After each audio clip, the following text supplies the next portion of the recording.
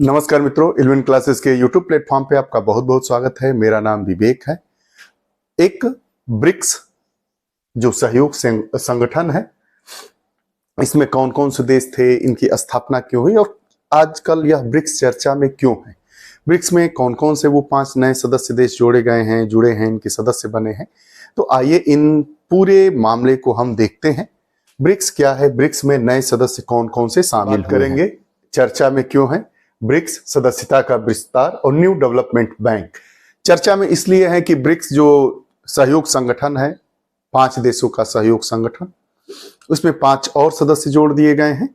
वो सदस्य क्यों क्यों हैं, क्यों जोड़े गए हैं, ब्रिक्स क्या है, इसकी उपयोगिता क्या है, कहाँ का संगठन है, पूरे वैश्विक अर्थव्यवस्था पर इसकी हिस्सेदारी कितनी नजर आती है, इन सारी बातों पर हम बात कर लेंगे। सदस्यता का विस्तार कैसे होता है, न्यू डेवलपमेंट बैंक क्या है, तो आइए एक एक करके हम बात करते हैं।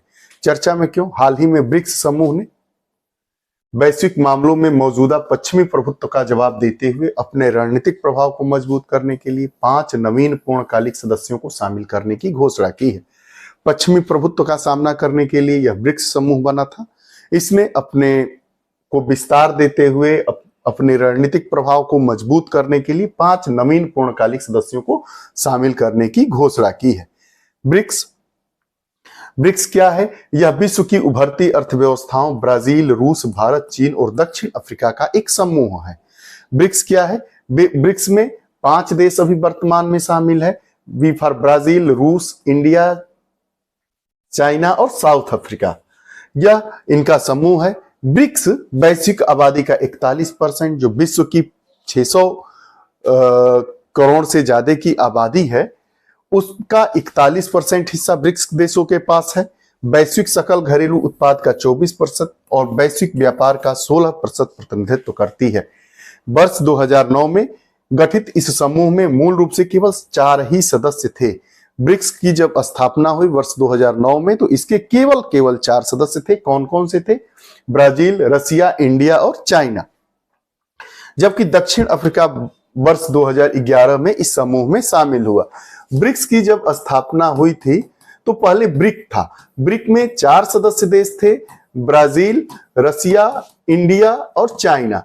वर्ष 2011 में इसमें साउथ अफ्रीका को जोड़ा गया। आगे, समूह की अध्यक्षता सदस्यों के बीच प्रतिवर्ष परिवर्तित होती रहती है। इसी क्रम में रूस वर्ष 2024 तक ब्रिक्स की अध्यक्षता संभालेगा। एक वर्ष के बाद इनकी सदस्यता सदस्य देशों में ही पलटती रहती है। ब्राजील के बाद रसिया के बाद इंडिया के बाद चाइना के बाद साउथ अफ्रीका। अब सदस्य देशों की संख्या ज्यादा हो गई है, 5 सदस्य देश और पूर्णकालिक सदस्य बन गए हैं, तो ऐसे ही रोटेट होता रहेगा। आइए आगे देखते हैं। का विस्तार, ब्रिक्स की सदस्यता का विस्तार। वर्तमान में ब्रिक्स समूह में 10 सदस्य देश हैं, जिसमें मिस्र, इथोपिया, ईरान, सऊदी अरब और संयुक्त अरब अमीरात नवीन सदस्य के रूप में शामिल हुए हैं। यूएई, आप देखे हैं कि अभी दुबई में राम मंदिर का भव्य शिलान्यास हुआ, तो यूएई के साथ भी हमारे संबंध गहराते नजर आ रहे हैं।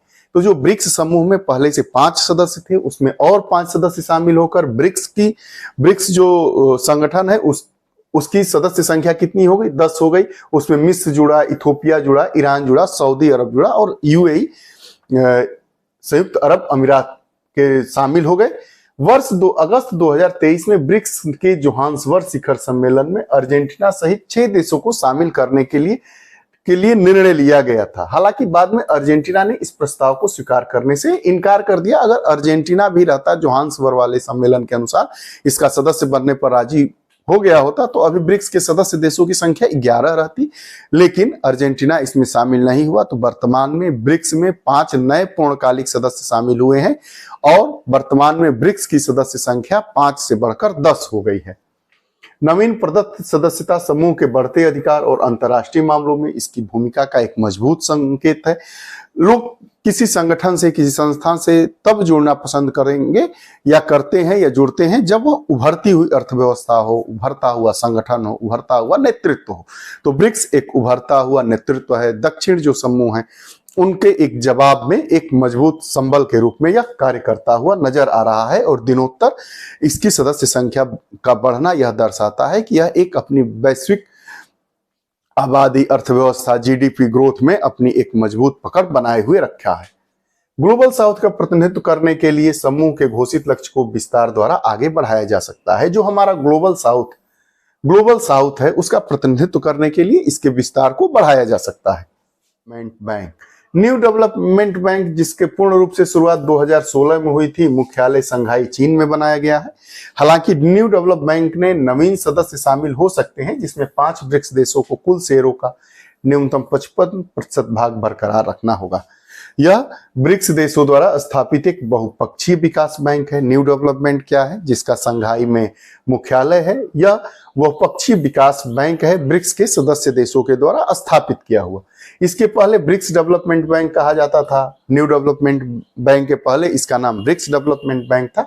इसका गठन ब्राजील वर्ष 2014 में आयोजित छठे ब्रिक्स शिखर सम्मेलन में हस्तांतरित फोर्टलीजा घोषणा के द्वारा किया गया था। फोर्टलीजा घोषणा के द्वारा न्यू डेवलपमेंट बैंक का विकास किया गया था, इसको खोला गया था, जिसका मुख्यालय चीन के शंघाई शहर में है।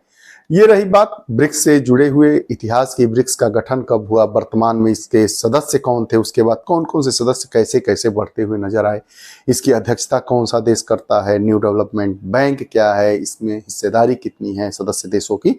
उसके बाद जो हमारा ब्रिक्स है उसमें 5 नए देश जुड़ गए, तो ब्रिक्स की सदस्य संख्या 10 हो गई। पूरे वैश्विक अर्थव्यवस्था पर इसकी हिस्सेदारी बढ़ती हुई नजर आ रही है। जनसंख्या में भी इसकी हिस्सेदारी 41% से बढ़ जाएगी जब सदस्य देश शामिल हो गए तो यह एक ब्रिक्स जो है, ये जो हमारा दक्षिण का नेटवर्क है, दक्षिण का समूह है, उसमें एक उभरता हुआ सशक्त संगठन के रूप में उभर कर सामने आ रहा है। यह रहे ब्रिक्स से जुड़ी हुई बातें। आपको ये हमारी कक्षाएं कैसी लगती है, कृपया कमेंट बॉक्स में अपने विचार जरूर दें। पुनः नई कक्षा के साथ उपस्थित होंगे, तब तक के लिए बहुत बहुत धन्यवाद। नमस्कार।